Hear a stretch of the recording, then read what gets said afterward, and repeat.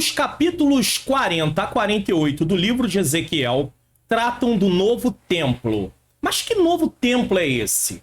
Em que tempo esse templo será erguido, construído? É sobre isso que iremos tratar no programa Expondo as Escrituras de hoje. Está entrando no ar o programa Expondo as Escrituras.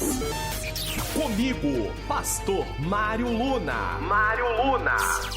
Um programa para você entender e praticar a palavra de Deus. A paz do Senhor, sejam bem-vindos a mais um programa Expondo as Escrituras. Eu sou o Pastor Mário Luna. É com alegria que eu recebo você aqui mais uma vez. Se você está chegando pela primeira vez, é muito bem-vindo ou muito bem-vinda. Fique até o final desse programa porque nós temos lições preciosas para aprendermos. Hoje o texto é Ezequiel, capítulo 43, versículos de 1 ao 9, com o seguinte tema: a visão do templo e o milênio. No Expondo as Escrituras eu leio o texto, eu explico o texto e nós tiramos as aplicações, as lições do texto para as nossas vidas. Bom, vamos fazer a leitura desse texto em primeiro lugar.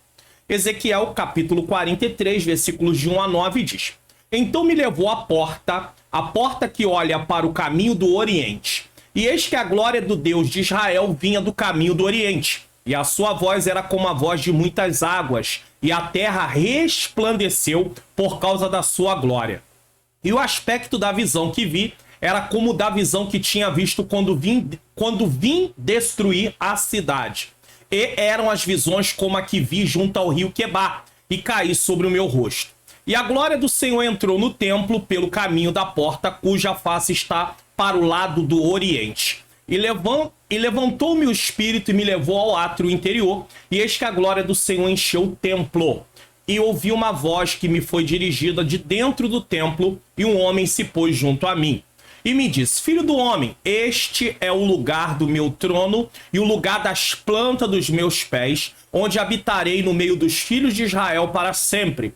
E os da casa de Israel não contaminarão mais o meu nome santo, nem eles, nem os seus reis, com as suas prostituições, com os cadáveres dos seus reis, nos seus altos, pondo o seu umbral ao pé do meu umbral, e a sua ombreira junto à minha ombreira, e havendo uma parede entre mim e entre eles, e contaminar o meu santo nome com as suas abominações, que faziam, por isso eu os consumi na minha ira. Agora lancem eles para longe de mim a sua prostituição e os cadáveres dos seus reis, e habitarei no meio deles para sempre. Vamos fazer uma oração?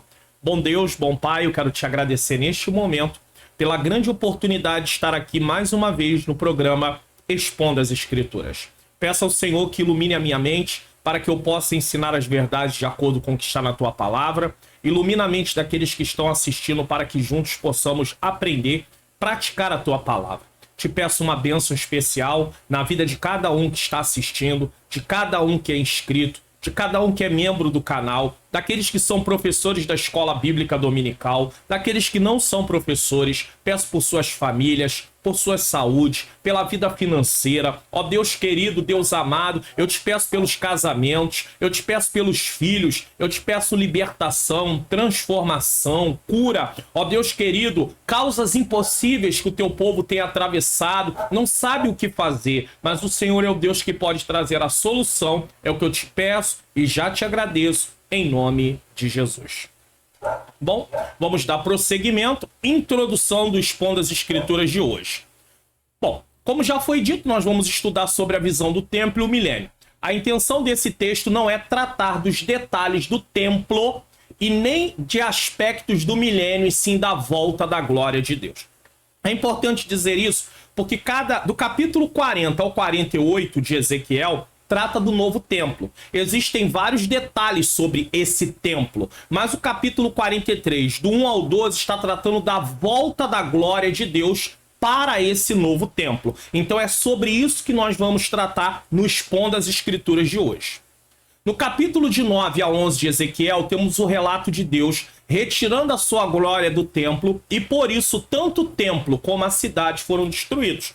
Nós sabemos disso quando estudamos o capítulo de 9 a 11, vimos sobre a questão, né, o que acontece quando a glória de Deus se vai. E aí vem o fim, tudo foi tratado aqui no programa Expondo as Escrituras. Agora Ezequiel vê a volta da glória para ocupar e consagrar este novo edifício para ser seu santuário.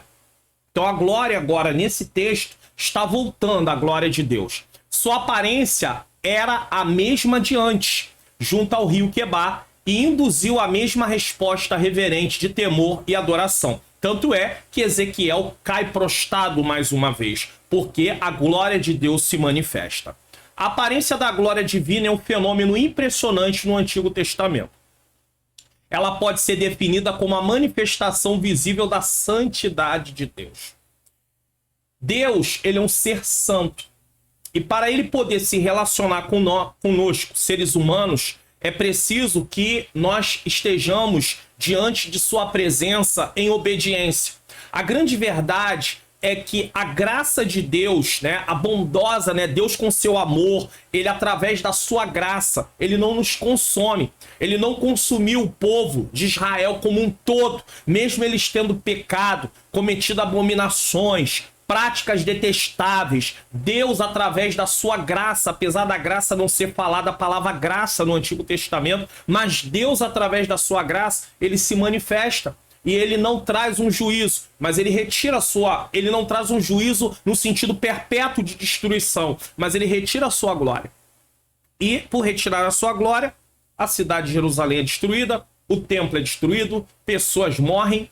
Porém, há um remanescente, há um povo no cativeiro, há um povo que Deus vai trazer de volta. Passarão muitos séculos até que Israel se torne novamente uma nação em 1948. Porém, a restauração espiritual, ela só se dará quando Cristo voltar na segunda etapa da sua volta. Ou seja, primeira etapa, arrebatamento da igreja, algo invisível, o mundo não vê. Essa é a nossa visão escatológica. Se você tem uma outra visão, se você acredita que Cristo virá só a volta dele em uma etapa só, eu vou respeitar. Mas a nossa visão escatológica da maior parte da Assembleia de Deus é essa volta em duas etapas. Arrebatamento da igreja, aí começa a tribulação, 7 anos de tribulação. E aí no final da tribulação, Israel vai clamar pelo Senhor, pelo Messias. E aí sim Jesus aparece. E aí Jesus aparece e aí é instaurado o milênio, né? Depois de algo que será feito, aí é instaurado o milênio. E é dentro desse milênio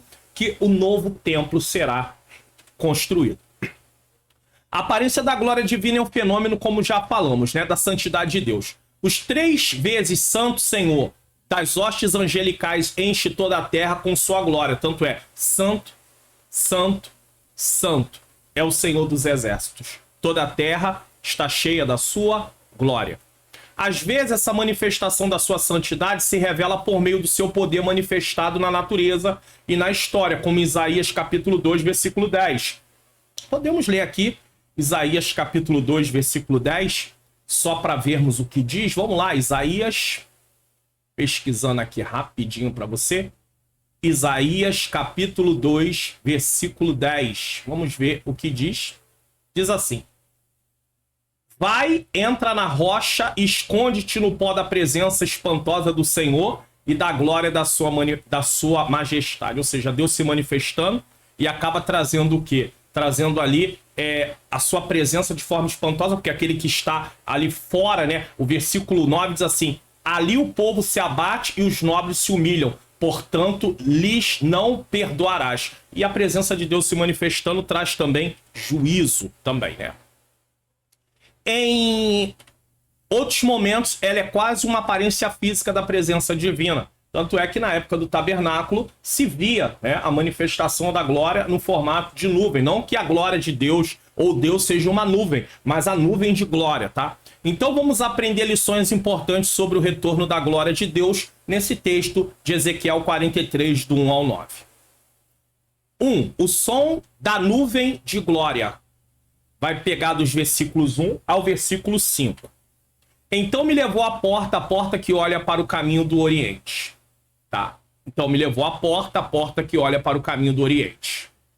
A glória do Senhor entrou pelo mesmo portão qual tinha saído. Então, a glória saiu e a glória volta pelo mesmo portão que tinha saído. O portão oriental, que é o leste, onde o sol se levanta e dá vida ao mundo inteiro. Tá? No capítulo 37, Ezequiel, podemos ver uma profecia de esperança sobre a restauração nacional e espiritual do povo de Israel. Eles se achavam arruinados e sem saída, mas Deus promete que um dia aconteceria a restauração e, em parte, ela já aconteceu. Em parte, na atualidade, ela já aconteceu, mas não toda. O anúncio da volta da glória de Deus fortalece mais ainda a sua esperança. A esperança de quem? Do povo. Ainda que a glória não viria no tempo daquela geração, a promessa de Deus é que a glória de Deus se manifestaria, e voltaria a estar diante do seu povo, entre o seu povo. Então, mesmo que não foi naquela geração, mas aconteceria no meio do povo de Deus. Aprendemos que Deus pode reverter situações que aos nossos olhos sejam impossíveis. Deus reverte? Reverte. Nem sempre as coisas vão ser do jeito que a gente quer. Nem sempre vão acontecer da maneira que nós queremos. Mas Deus pode reverter situações. Quando o Espírito de Deus toma parte em sua situação, todas as impossibilidades são anuladas. Então, Deus faz de acordo com o que lhe apraz. É a vontade de Deus que sempre vai permanecer, prevalecer. 2. E eis que a glória de Deus, do Deus de Israel, vinha do caminho do Oriente, e a sua voz era como a voz de muitas águas. E a terra resplandeceu por causa da sua glória, né? Tem até um louvor que usa uma parte e fala sobre isso, né? Em Ezequiel 11, 23, a glória de Deus havia deixado o templo e seguido para o leste sobre o Monte das Oliveiras. Ezequiel 11, 23. À medida que a presença do Senhor saía da cidade, neste versículo a presença divina retorna para Jerusalém a partir do leste. Então digamos que a glória saia nesse sentido e vai embora. E vai até o Monte das Oliveiras, tá? E dali sobe. Só que agora a glória volta, na visão que Ezequiel tem, a glória agora volta. Então Deus está revelando ao seu profeta o que ele vai fazer. E por que Deus revela? Para trazer esperança ao seu povo. Mostrar àquele povo que mesmo eles estando debaixo de juízo, debaixo de sentença por causa dos seus pecados, Deus não os abandonou. Deus não abriu mão deles. Deus não quebrou a aliança. Eles quebraram a aliança. Deus não quebrou a aliança. Eles foram infiéis. E o Senhor não foi infiel. Então nós aprendemos uma lição importante. Ainda que eu seja infiel, Deus não é infiel. Ainda que eu quebre a aliança, Deus não quebra a aliança. Mas como é que eu resolvo o caso quando eu sou infiel ou quando eu quebro a aliança? Vamos dizer assim, me arrependendo dos meus pecados. Eu assumo as consequências. Consequências não quer dizer que Deus está ali com uma espada o tempo todo me cobrando, mas existem coisas que nós fazemos que vamos levar consequências às vezes para o resto da nossa vida. Mas isso não é porque nós estamos debaixo de juízo de Deus. É apenas assumindo uma consequência de um ato que nós praticamos. Porém, Deus nos perdoou e Ele está pronto a ter relacionamento novamente conosco. Tanto não é juízo a consequência que Deus se relaciona novamente com o seu povo. Eles passaram pela consequência, foram para o cativeiro, Deus envia ele para o cativeiro como juízo. Muitas daquelas pessoas ficaram frustradas, abatidas, né, sem esperança, mas Deus agora traz uma palavra através do seu profeta dizendo: eu vou trazer de volta a minha glória. Eles, daquela geração, não viria essa glória. Não era para aquele tempo, mas havia uma palavra de esperança. Quando você lê a carta aos Hebreus, você vai ver que muitos daqueles homens e mulheres, eles creram, tiveram fé, mas não viram o cumprimento da promessa no seu tempo. Mas a promessa de Deus se cumpriu e continua se cumprindo dentro daquilo que Deus falou para aqueles homens. Então, o nosso Deus é fiel. O nosso Deus não quebra aliança. Quem quebra aliança sou eu e você. Mas mesmo para nós que quebramos a aliança, Deus está pronto a nos perdoar se nos arrependermos. A chegada da presença divina é anunciada universalmente, e o grito de triunfo é como o som de muitas águas ouvido por todos os homens da terra, né? Som de muitas águas. Em Ezequiel 1:24, esse som aparece como ruído das asas dos seres viventes. E mais adiante, em Apocalipse 1:15, para descrever a voz de Jesus, a voz como muitas águas. Também em Apocalipse 14:2 e 19:6, também fala da mesma coisa. Vamos ver Apocalipse 14:2. Vamos lá em Apocalipse. Nós estamos com a Bíblia aqui, por que não dar uma olhadinha? Apocalipse 14:2. E ouvi do céu como a voz de muitas águas e como a voz de um grande trovão e uma voz de arpista que tocavam a sua harpa. Apocalipse 19:6 também, vamos aqui, Apocalipse 19:6 diz: e ouvi como a voz de uma grande multidão e como que a voz de muitas águas e com a voz de grandes trovões que dizia: aleluia, pois já o Senhor Deus Todo-Poderoso reina. Então, é normal falar dessa voz de muitas águas nesse caso, tá? Todo o globo terrestre brilha com a sua glória, que vem depois de uma noite escura de sofrimentos, quando o povo desiste de praticar sua idolatria, adultério e apostasia. E aí se encaixa bem o sol. Por que se encaixa bem o sol? Porque o sol, ele traz luz depois de uma noite. E, inclusive, em Malaquias, Jesus é falado como o sol da justiça, né? A luz de um novo dia brilha sobre o povo renovado. Então, como a glória volta do Oriente, o Oriente é o lugar onde o sol nasce, então fica muito bem colocado o que Deus tem a falar para o seu povo. 3. E o aspecto da visão que vi era como da visão que tinha visto quando vim destruir a cidade. E eram as visões como a que vi junto ao rio Quebar, e caí sobre o meu rosto. O aspecto da visão remete aos capítulos 1, tá? Que ele está falando aí, capítulos 8 a 11. Então, capítulo 1, o capítulo 8 a 11. Ao mencionar que era como as visões que tive junto ao rio Quebar. Mais uma vez, o profeta se humilha, atemorizado diante do poder da glória e da santidade de Deus. A glória de Deus manifesta. Nós temos o costume, como pentecostais, até dizer: Deus manifestou a sua glória no culto. Mas essa glória, do jeito que Ezequiel descreve, é uma glória que você não consegue nem ficar de pé. O profeta Ezequiel caiu. Daniel caiu. Porque não aguentou a glória de Deus. Então, Deus, ele se manifesta assim no nosso meio, mas a glória, como está sendo falado aqui, não é nessa proporção. Porque na proporção, realmente, que o texto está dizendo aqui, é algo diferente. Você não consegue ficar de pé, você cai realmente, não aguentaria. Então, Ezequiel tem uma experiência ali muito gloriosa, vamos dizer assim, não sendo redundante com a palavra, né, não repetitivo, mas ele vê a glória de Deus e ele, atemorizado, ele cai, ele não aguenta. Ele vê ali diante do poder, ele se humilha diante do poder da glória e da santidade de Deus. Quando Isaías, ele tem a visão e ele diz assim: ai de mim que vou perecendo. Por quê? Porque ele estava vendo a glória do Senhor. Os meus olhos viram o Senhor, né? Em glória, nesse caso, a glória de Deus. Ele não está descrevendo que Isaías detalhadamente viu o Senhor de forma detalhada, específica, né? O próprio Deus disse para Moisés: homem nenhum me viu e continuaria vivo. Por quê? Porque a santidade de Deus não permite que o homem continue vivo, tendo um contato direto com ele. É por causa da graça que é possível termos relacionamento com Deus. Se não fosse a graça de Deus, nós não podíamos nos relacionar de forma nenhuma, um favor imerecido. Quando nós temos comunhão com Deus através da graça, através do que Jesus Cristo fez na cruz do Calvário, que é uma obra da graça, né? A graça de Deus se manifesta e aí Jesus vem para morrer no nosso lugar. E quando nós agora aceitamos Jesus, quando Deus olha para nós que vamos nos relacionar com Ele, Ele vê o sangue do seu Filho que foi vertido na cruz do Calvário. E por isso nós não somos consumidos. Não somos consumidos. Por quê? Porque Deus tem a sua misericórdia.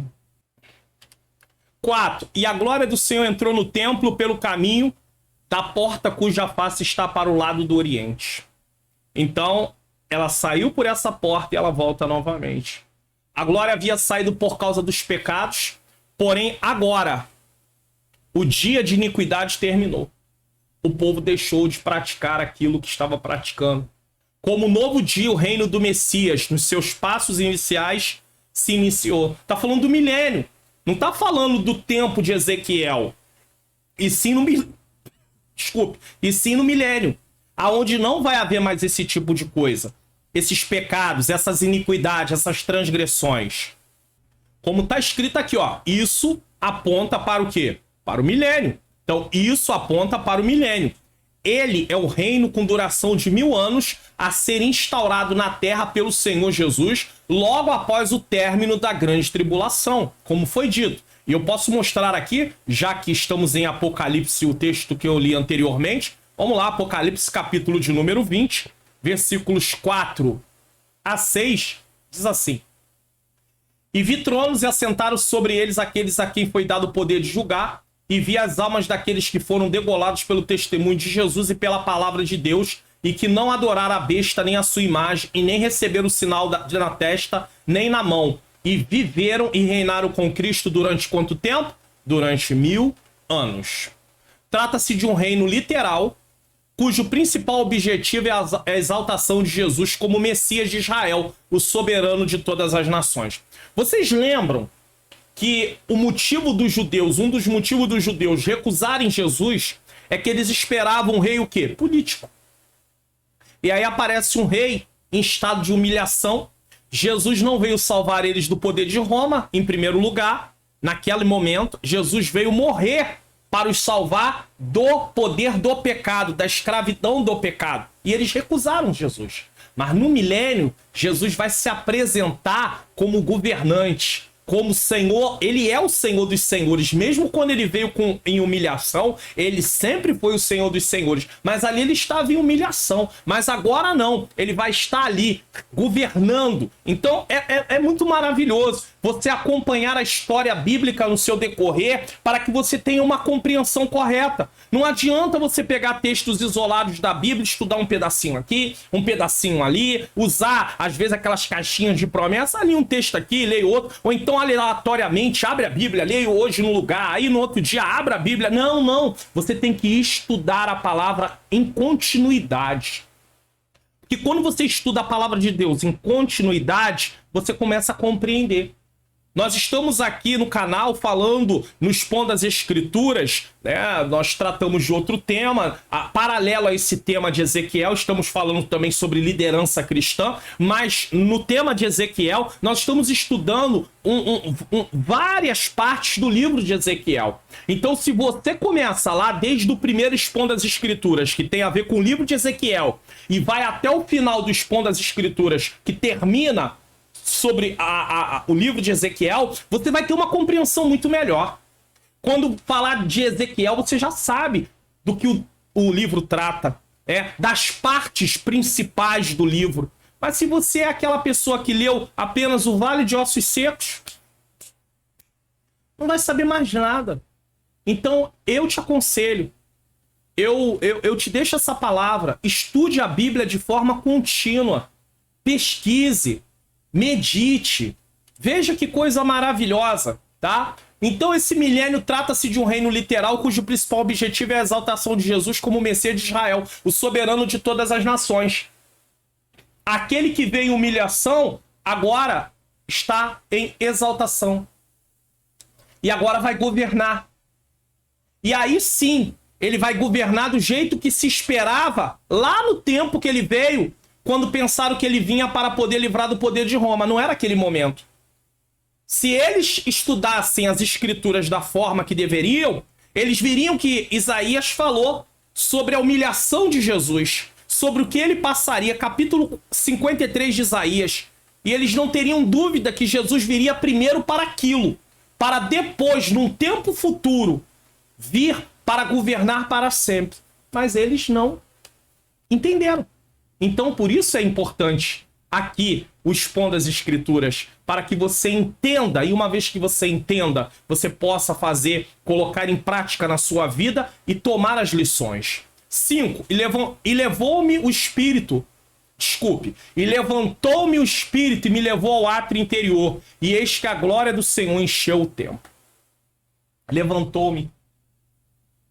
Muita gente pega Ezequiel capítulo 2, ponte em pé e que eu falarei contigo. E aí, irmão, Deus não fala com ninguém deitado.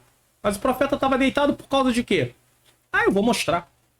Eu vou mostrar porque que ele estava deitado. Aqui está falando novamente que o Espírito colocou ele de pé. E por que o Espírito colocou ele de pé? Levantou ele.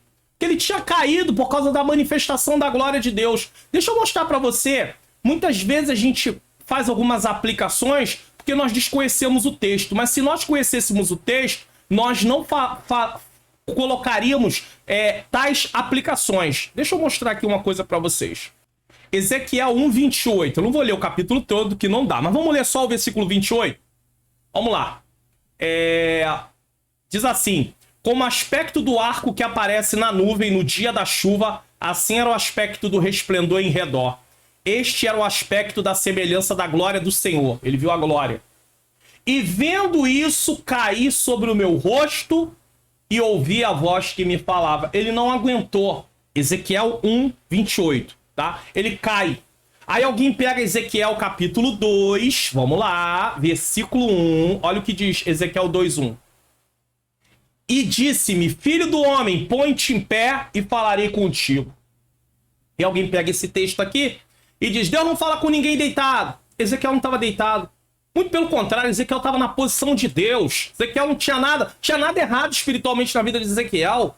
E aí alguém pega isso para poder dizer, Deus quer que você se levante, põe-te em pé. Ezequiel não estava deitado porque ele estava em pecado, transgressão, apostasia. Ezequiel estava deitado porque ele não aguentou a glória de Deus. Ele caiu diante da glória de Deus. Então é por isso que é bom estudar a Bíblia. Porque quando você estuda, você não faz aplicações erradas. Porque senão você fala coisas que a Bíblia não está falando. Pastor, então eu não posso usar esse texto para dizer que Deus não fala com o homem deitado? Não, porque Ezequiel não estava deitado porque estava em pecado. Porque para você falar de um homem deitado, você vai estar fazendo uma alusão a alguém que torto, em apostasia, errado diante de Deus. E esse não era o caso de Ezequiel. Ezequiel não estava em desobediência. Ezequiel não estava em pecado. Ezequiel estava caído porque não suportou a glória de Deus. Só isso, mais nada.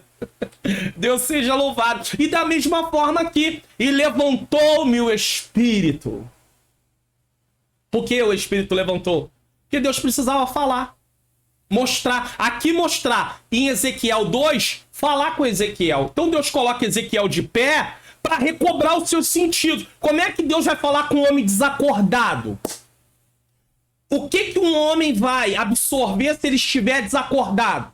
É por isso que ele põe-te em pé. No sentido, uma pessoa em pé está em posição de quê? De sentido. Prestando atenção. Deus tem uma mensagem para dar para Ezequiel. Ezequiel precisa prestar atenção e o Senhor o levanta. E eu vou provar para você. Deixa eu voltar aqui, ó. Versículo 2, ó. Então entrou em mim o Espírito quando falava comigo e me pôs o quê? Em pé. A mesma coisa. Vamos voltar aqui? A mesma coisa. Vamos voltar aqui, ó. E levantou-me o Espírito. Em Ezequiel 2:2, a mesma coisa. E então entrou em mim o Espírito quando falava comigo e me pôs em pé e ouviu o que falava comigo. Então é o Espírito que levanta Ezequiel para que ele possa entender o que vai ser dito.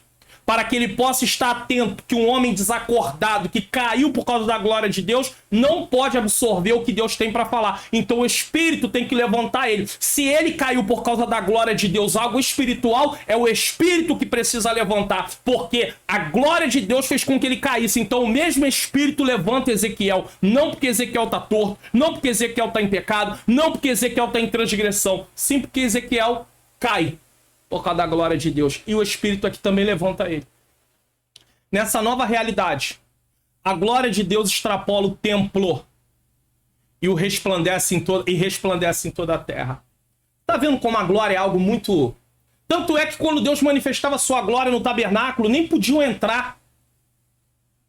Então a ideia de Deus manifestou a sua glória no meio pentecostal é uma glória no sentido assim de Deus, né, receber o nosso culto. Mas a glória aqui, mostrada em Ezequiel, mostrada no Antigo Testamento também lá, né? Aqui é Antigo Testamento, mas lá no tabernáculo é uma intensidade totalmente diferente, mano.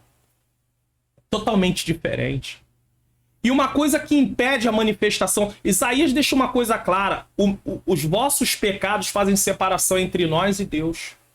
Às vezes tem pessoas que questionam e perguntam assim: por que Deus não se manifesta mais da maneira que se manifestava antigamente? Talvez não seja por causa do nível de pecados, de transgressões, de iniquidade, às vezes até mesmo cometidos no meio do povo de Deus. Se Deus se manifestasse da maneira que ele se manifestava lá, em vez de trazer glória no sentido de manifestação e ficarmos assim, viria o quê? Juízo. Houve uma vez que Deus diz para Moisés: eu não vou junto com vocês, eu vou enviar meu anjo. Porque se eu for junto com vocês, eu vou matar vocês. A minha glória, a minha santidade mataria o povo. Então precisava de quê? De arrependimento para que Deus se manifestasse.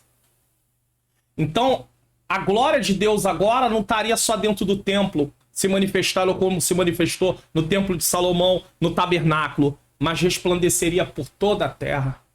O profeta Isaías descreve a adoração dos serafins: santo, santo, santo é o Senhor dos exércitos. Toda a terra está cheia da sua glória. Ele falou muito bem colocado: toda a terra está cheia da sua glória. Apesar de ter tido um tabernáculo no tempo de Moisés, apesar de ter tido um templo no tempo de Salomão, apesar de ter sido feito um outro templo no tempo de Zorobabel, esse mesmo templo ter sido ali restaurado no tempo de Herodes, e agora um novo templo lá no milênio, eles não são capazes de conter a glória de Deus. A glória vai muito além do templo. A glória resplandece por toda a terra. Esse é o nosso Deus. Não só a terra pode conter a glória de Deus, nem só o universo. Deus é maior do que a terra. Deus é maior do que todo o sistema solar e outros sistemas que vão se descobrindo com o passar do... Deus é maior, outras galáxias. Deus é maior do que todo o universo. Afinal de contas, foi ele que criou.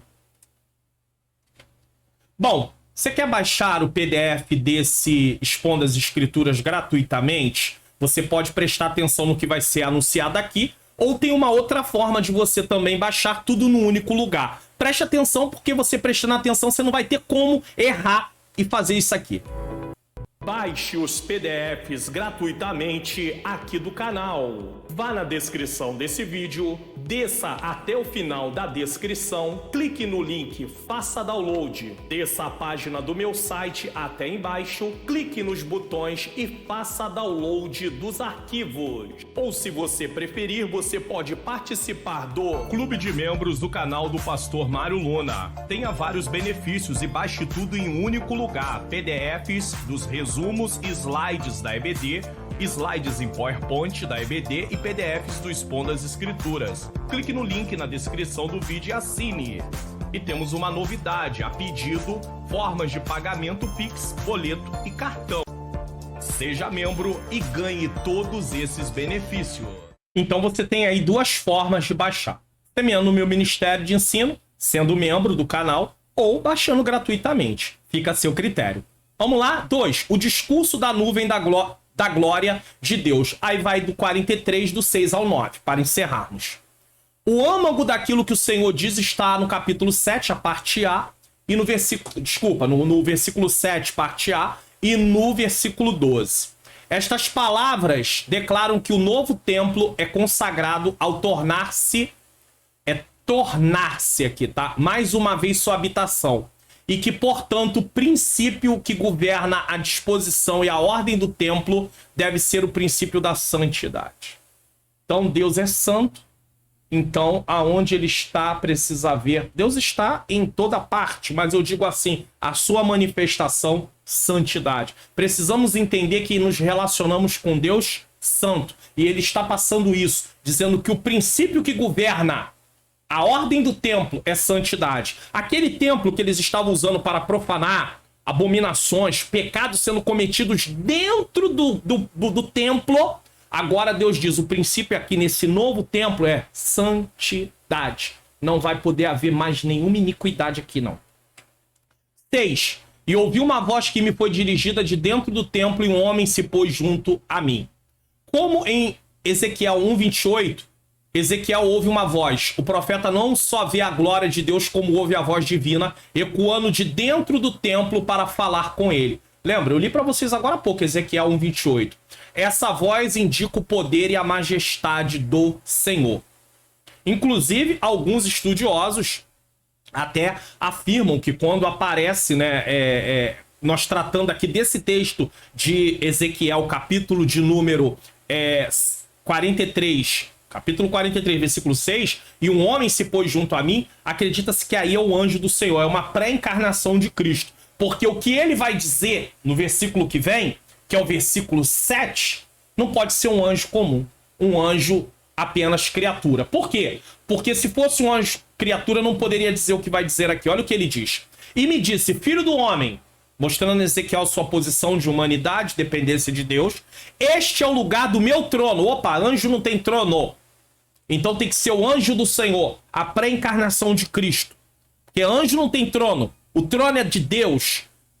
Lúcifer diz, serei semelhante ao Altíssimo. Foi expulso. Então anjo não tem trono. Preste atenção. Então aqui é o Cristo pré-encarnado, aparecendo para Ezequiel. Filho do homem, este é o lugar do meu trono e o lugar das plantas dos meus pés, onde habitarei no meio dos filhos de Israel para sempre. Esse é o lugar do meu trono, o lugar da planta dos meus pés. Isso quer dizer que o templo vai conter o Senhor? De forma nenhuma. E ele faz uma promessa, ele diz que vai habitar ali para sempre. No templo do tempo de Ezequiel, o Senhor se retira.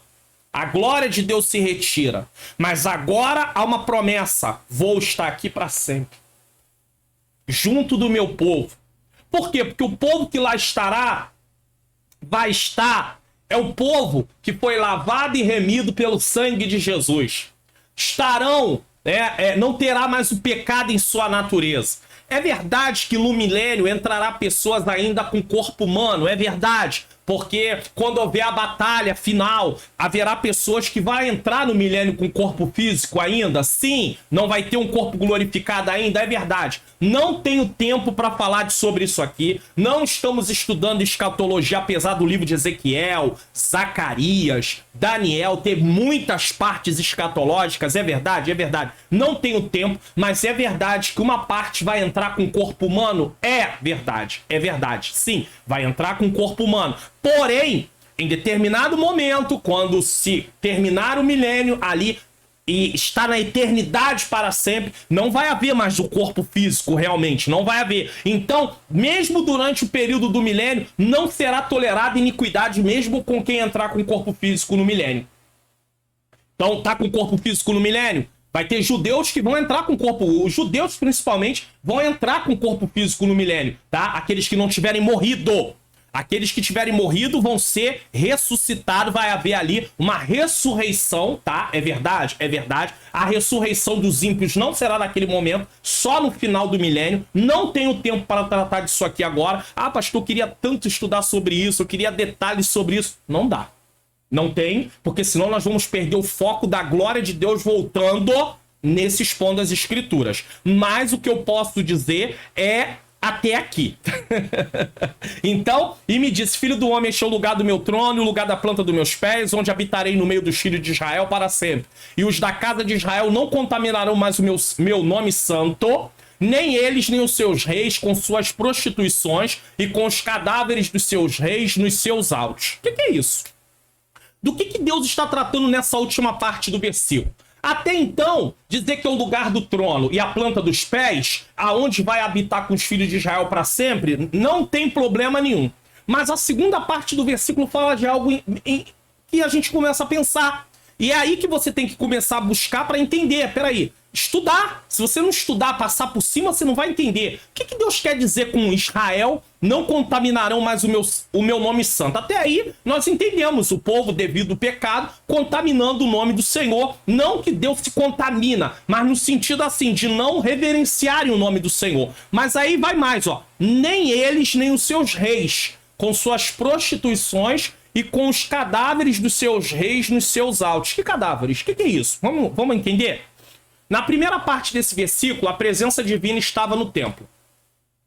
pois é a voz do Senhor que fala ao profeta Ezequiel.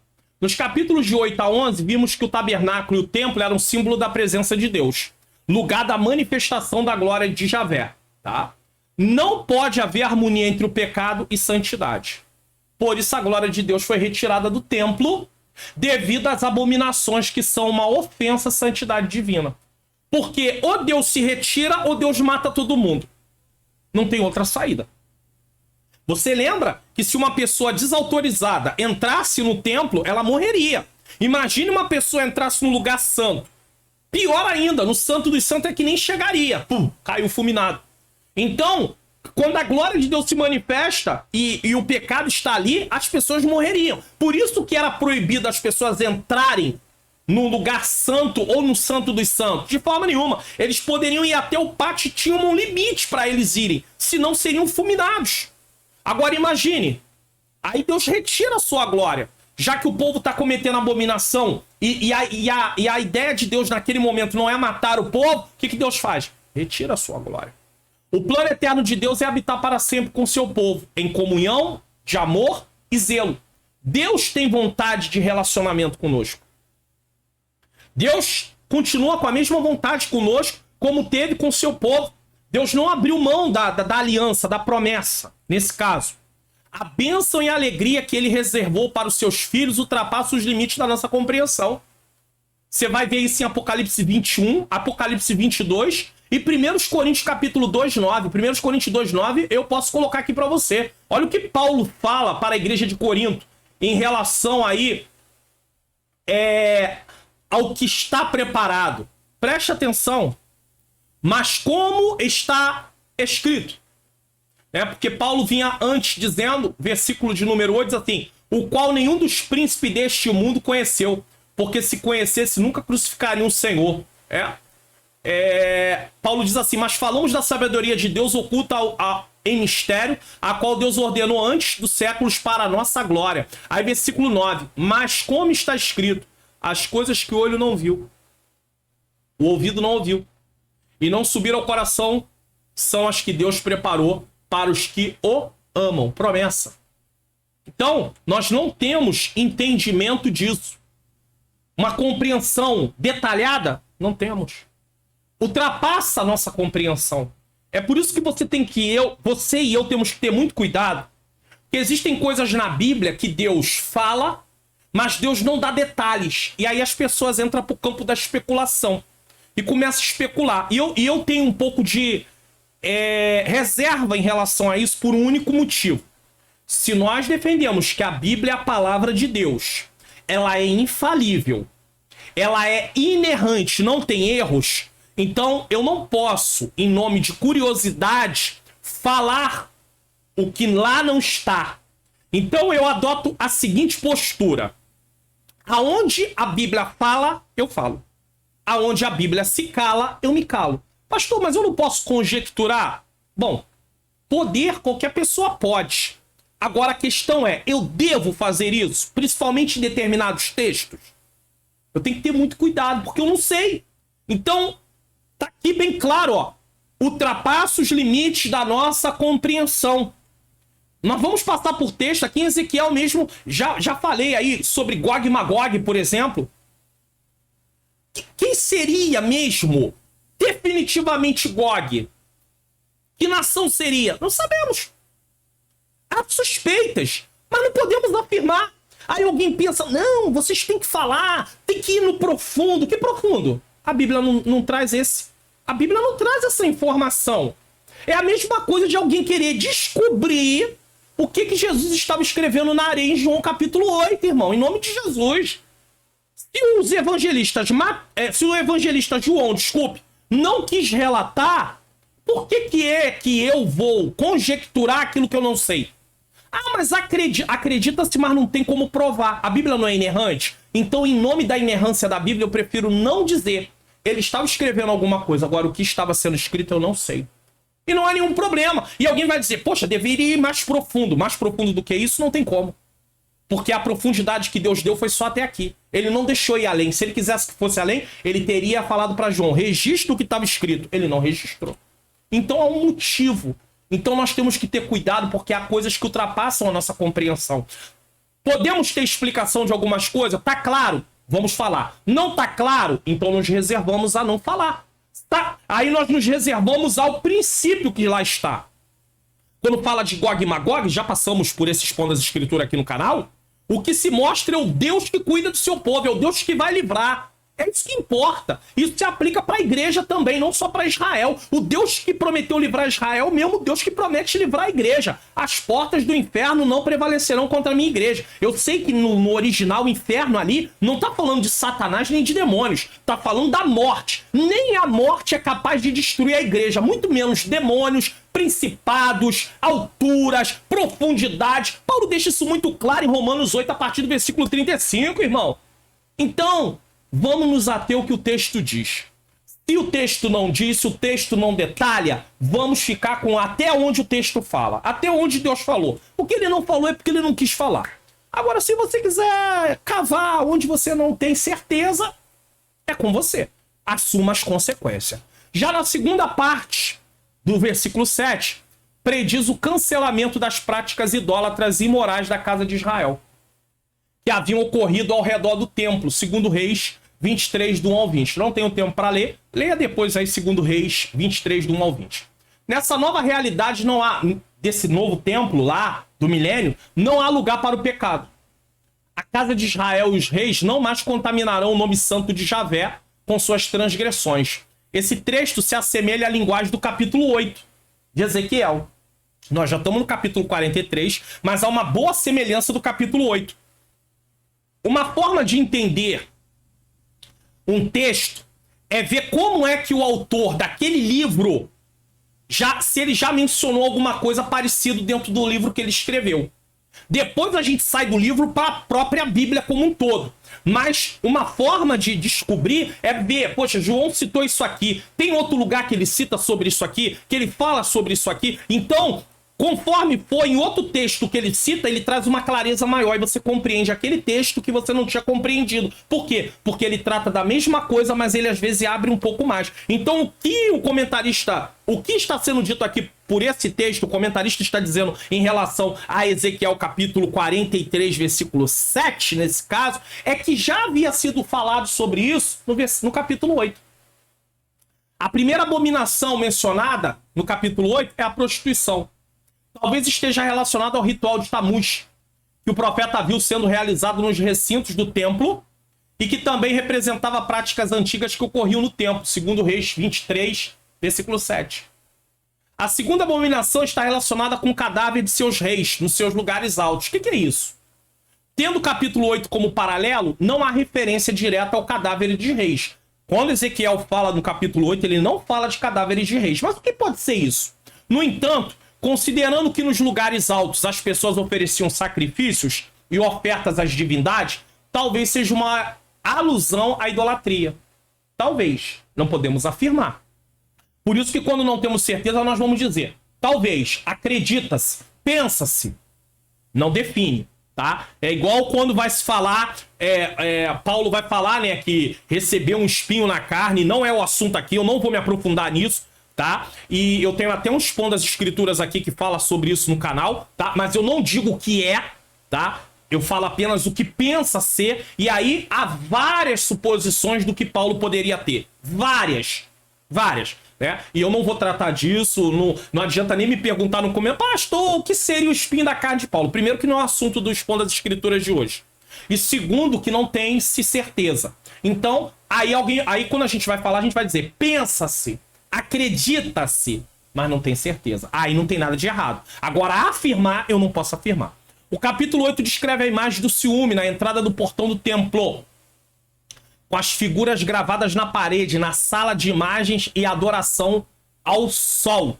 Né? Então você vê que está relacionado aqui, né? Essa segunda abominação pode ser idolatria. Entretanto, os comentaristas não se sabe exatamente a que prática se refere essa questão do cadáver dos reis, embora seja claro que desagrada Javé.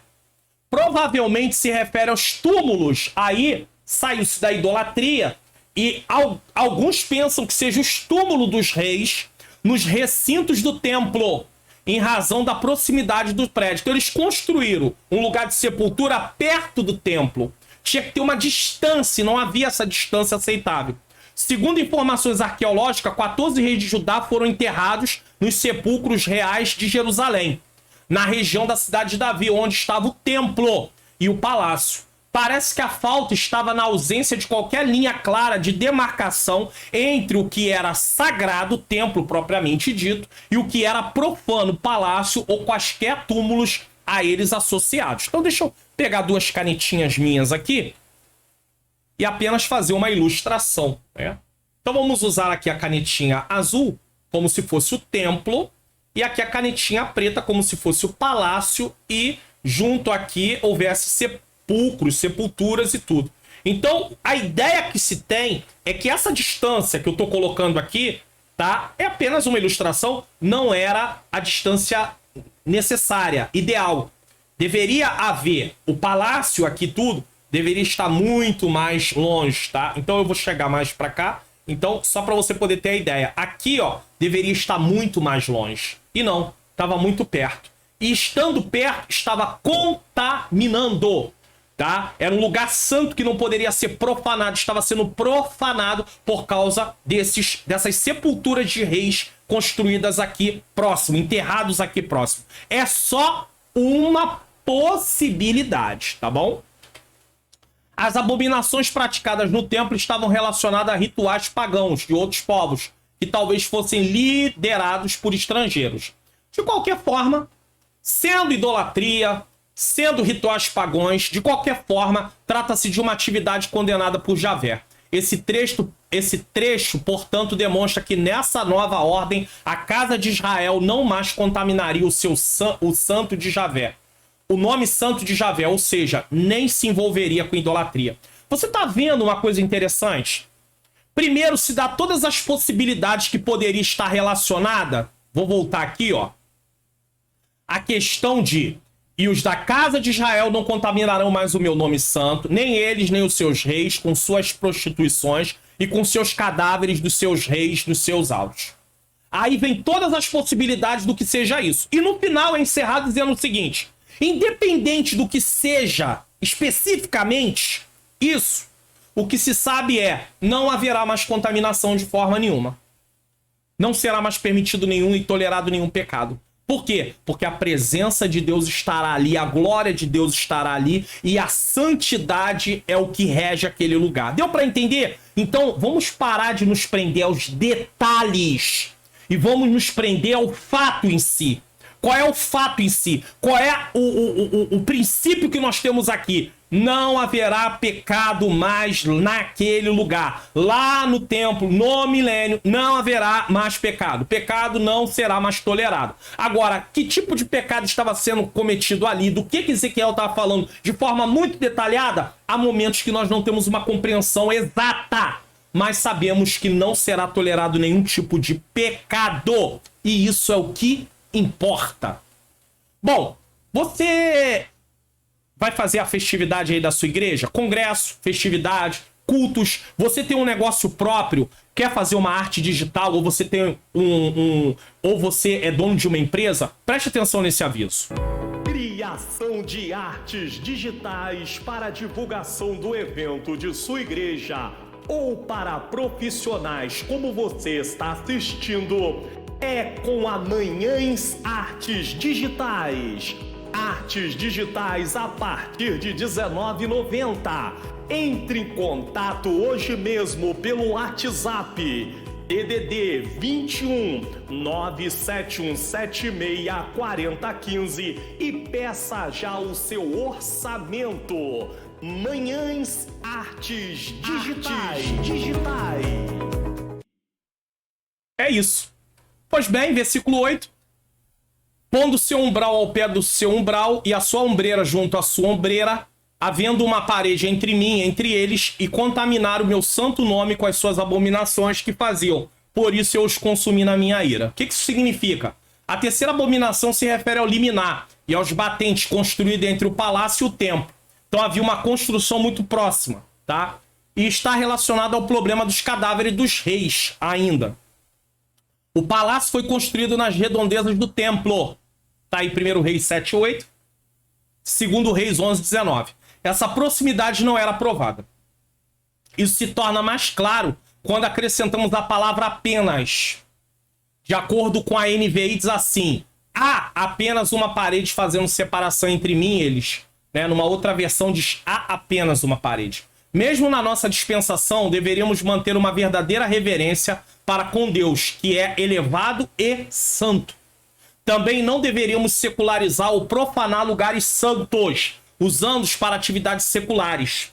Champlin, o comentarista Champlin, no seu comentário do Antigo Testamento, diz que talvez a referência também seja aos monumentos, construções idólatras, que os reis misturaram com os edifícios sagrados, o templo, e que corresponderia à palavra abominação aqui. Seja como for, quer dizer, independente de se saber assim bem certinho, tais abominações provocadas pela casa de Israel fizeram com que Javé os consumisse na sua ira, relembrando o juízo divino que tinham vindo sobre o seu povo.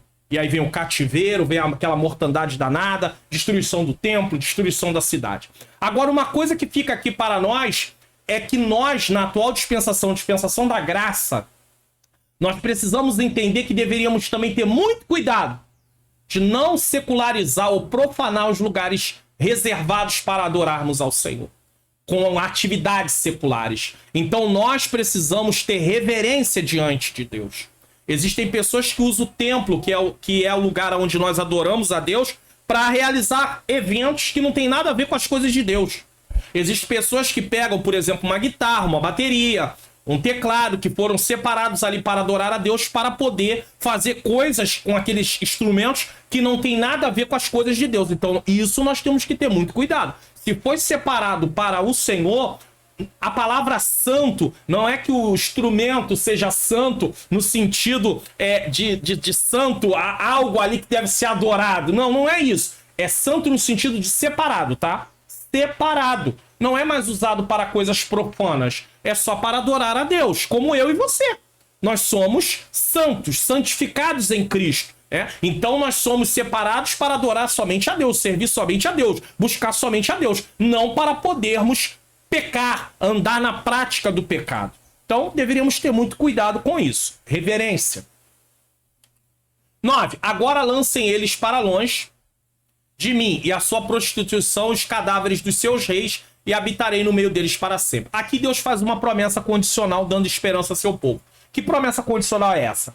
A limpeza das poluições deveria incluir 2 princípios essenciais. Então, o que tinha que acontecer? A idolatria seria eliminada, não pode haver idolatria. Segundo, os monumentos de ídolos ou sepulcros dos reis, seja monumentos de ídolos ou seja sepulcro dos reis, seriam afastados da área sagrada. Se o povo fizesse essas coisas, que representavam uma purificação geral, então o Senhor habitaria entre o seu povo. Por que Deus fala dessas coisas que estavam contaminando? Porque é justamente as contaminações que fizeram Deus se retirar. Então Deus, de uma forma figurada, está usando novamente isso tudo, que era literal, aconteceu, mas está usando isso tudo para mostrar o seguinte: essas coisas não farão mais parte dessa nova realidade no milênio. Nunca mais. Tudo aquilo que vocês fizeram lá, aqui vocês não vão fazer. Porque aqui só entra aquilo que é santo. Aqui é o comportamento diferente. E isso me faz pensar: como é que eu e você estaremos lá se não vivermos uma vida de santidade? Porque Ezequiel 43, do 1 ao 9, como nós estamos estudando, mas vai até do 1 ao 12, na verdade, nos mostra o seguinte: sem santificação, ninguém verá o Senhor. Eu não sou salvo pelo que eu faço, eu sou salvo pelo que Jesus fez. Mas a prova que realmente eu recebi salvação, que eu aceitei Jesus de todo o meu coração, é transformação de vida. Como é que eu vou saber se realmente eu me entreguei para Cristo de verdade? Se há transformação de vida, se há um desejo de viver uma vida de santificação. Isso não significa que eu não vou mais pecar. Eu vou pecar sim, mas eu vou pedir perdão a Deus. Eu estou sujeito a pecar, mas eu não posso mais viver na prática do pecado. Então, se eu não entender que agora eu vivo uma vida de santificação, que eu preciso buscar a santificação, de fato, não houve transformação, não houve novo nascimento. Ou se um dia houve, em algum momento eu me apostatei da fé. Então é hora de eu começar a pensar: Se Deus está dizendo que nada disso vai estar lá, como é que eu me penso me incluindo lá naquela realidade se a minha vida não condiz com aquela realidade? É hora de pensar, como igreja. Como é que eu vou estar para sempre com o Senhor se naquela realidade não vai haver mais pecado e se eu quero viver uma vida no pecado? É hora de eu me arrepender. É hora de eu me voltar para o Senhor. É hora. É necessário. É importante. O Deus Santo não poderia manifestar sua glória onde houvesse pecado. É baseado nesse princípio de que todo cristão precisa viver em santificação para ter um relacionamento com Deus. Conclusão? No Expondo as Escrituras de hoje, aprendemos sobre a visão do templo e o milênio. Não foi o nosso foco descrever o templo e muito menos o período do milênio. Aprendemos que Deus pode reverter situações que os nossos olhos sejam impossíveis. A glória se foi, voltou. Quando o Espírito de Deus toma parte em uma situação, todas as impossibilidades são anuladas. Precisamos viver uma vida de obediência para desfrutarmos da presença de Deus aqui e assim estaremos com Ele para sempre na eternidade. Na nova realidade, a santidade vai imperar. Tudo está de acordo com a santidade de Deus. E para eu e você estar lá, precisamos viver em santidade, em santificação. Vamos espiar o que iremos assistir no próximo programa? Expondo as Escrituras, Ezequiel 47, do 1 ao 12, imersos no Espírito nos últimos dias. É aquele texto de água nos artelhos, nos joelhos, muita gente gosta, nos lombos. Vamos ver de fato o que significa esse texto. Vamos ver do que trata esse texto de Ezequiel 47. Se é de fato o que muita gente por aí fala às vezes, e aí vai chegar a hora de você conferir, falar, a partir de hoje, quando eu falar desse texto, eu sei do que está tratando realmente e eu posso fazer as aplicações corretas. Glória a Deus. O conteúdo desse vídeo está edificando sua vida, então preste atenção nesse aviso. O conteúdo desse vídeo está edificando sua vida? Então seja um divulgador desse canal. Divulgue para sua família, para as pessoas de sua igreja e de suas redes sociais. E não se esqueça de se inscrever no canal, ativar o sininho das notificações, deixar seu comentário se está gostando e de que lugar está assistindo e se ficou até o final do vídeo. É muito importante também você deixar o seu like e compartilhar esse vídeo em suas redes sociais. Não deixe de fazer isso, tá bom? Divulgue o canal, outras pessoas precisam aprender também a palavra de Deus. Vamos orar? Senhor Deus e Pai, eu quero te agradecer por mais um Expondo as Escrituras. Eu te louvo, eu te agradeço, eu te engrandeço, porque até aqui o Senhor tem nos ajudado. Que o Senhor continue nos abençoando. Aplique as verdades aos nossos corações, porque o texto de hoje nos ensinou que sem santificação ninguém verá o Senhor. Não haverá lugar para aqueles que não vivem uma vida de santidade naquele lugar, na eternidade. Nos ajuda, Senhor. Assim como o Senhor requereu do seu povo, o Senhor requer de nós. Eu entrego tudo em tuas mãos, em nome de Jesus. Amém. Tô deixando alguns vídeos aqui para que você possa assistir e que o Senhor possa abençoar a sua vida, a sua família e até o próximo programa Expondo as Escrituras.